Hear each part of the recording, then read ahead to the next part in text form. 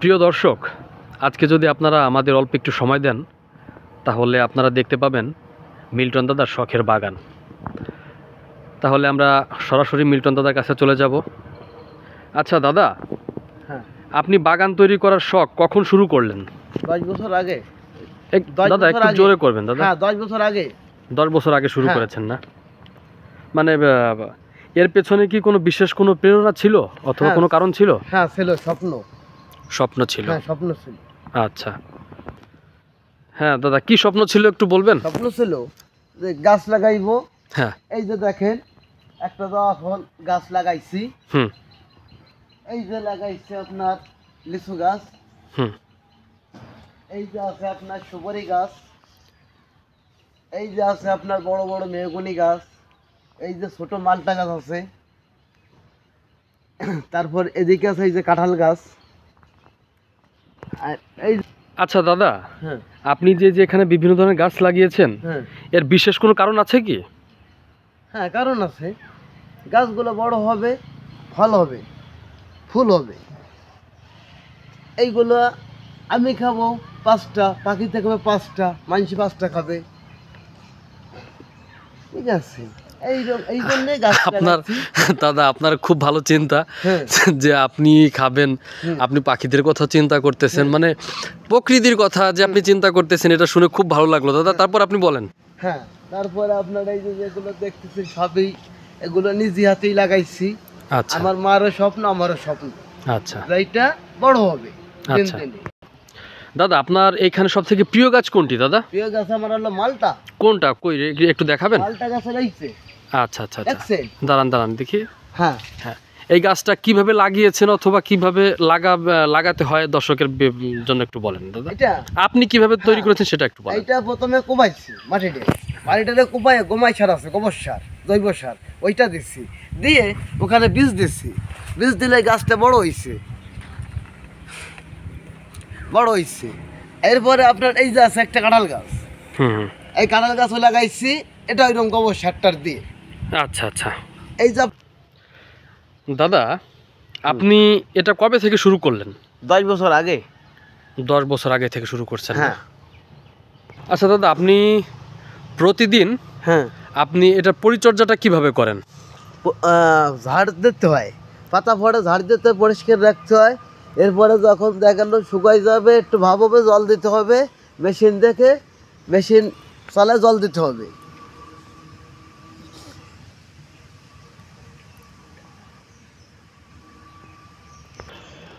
আচ্ছা দাদা, আপনার এখানে কোনটা কি গাছ আমাদের একটু দেখাবেন দর্শকদের? আচ্ছা, এই দেখছেন এইটা, হ্যাঁ, এটা মেহগনি গাছ। আচ্ছা আচ্ছা, ঠিক আছে। হ্যাঁ হ্যাঁ এই যে আপনার দেখছেন একটা, এই যে হ্যাঁ এইটা হলো আপনার গাব গাছ, হ্যাঁ কথা বলছে। হ্যাঁ আর এই যে ছোট একটা, হ্যাঁ। এইটা আম গাছ। কোনটা, এই যে এইটা? হ্যাঁ, এইটা। হুম আর এই যে আছে আপনার ছোট ছোট বিশাল কড়ি গাছ। হুম আবার এই যে আছে আপনার তেঁতুল গাছ। হ্যাঁ। ঠিক আছে, এই যে আপনার আছে হলো শিমুলতলা। শিমুলতলা এটা দাদা? হ্যাঁ, শিমুলতলা গাছ। আচ্ছা।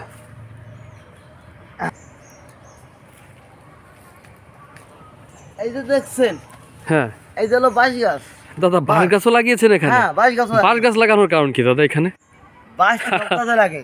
আপনি তো দাদা ব্যাপক লোক। হ্যাঁ আপনি আপনার শখের বাগানে বাঁশ গাছও তো মানে ইয়া হ্যাঁ। করেছেন। হ্যাঁ, তো এইটার পিছনে কারণ কি একটু বলেন দাদা? এইটা সব কাজে লাগে তো আবার।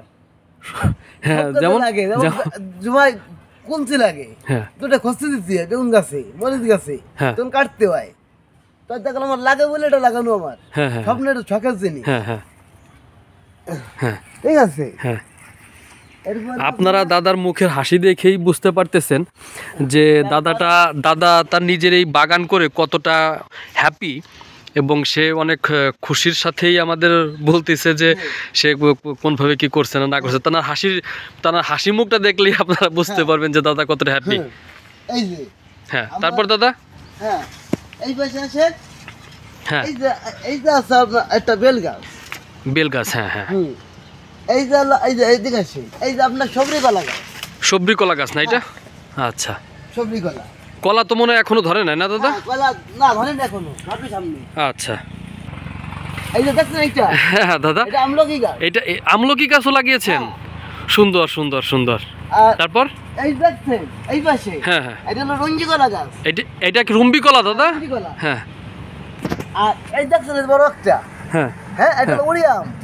আচ্ছা হ্যাঁ ঠিক আছে। হ্যাঁ। আর এই দেখেন এই যে আমার এই যে সবজি। দর্শক আপনারা দেখতে পাচ্ছেন এখানে বেশ মোটা একটা গাছও আছে।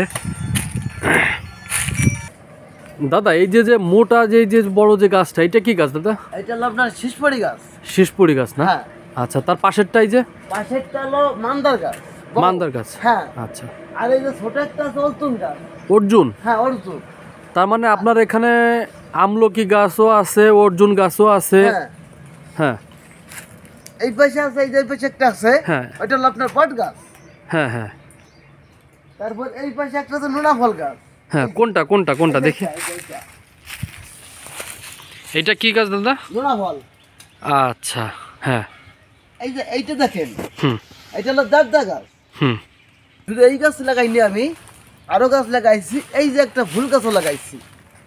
এটা কি ফুল গাছ দাদা? এটা হলো আপনার এই যে ছোট ছোট, এই যে লাল জবা বলে। জবা? হ্যাঁ লাল জবা। হ্যাঁ এটা লাল জবা। হ্যাঁ। এখানে কি আর কোনো ফুল গাছ আছে? আর কোনো? হ্যাঁ। হ্যাঁ আছে। কই দাদা?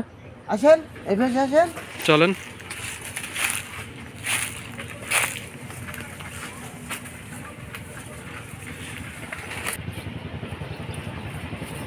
এইটা কি কি ফুল গাছ এটা দাদা? হলো গোলাপ জবা।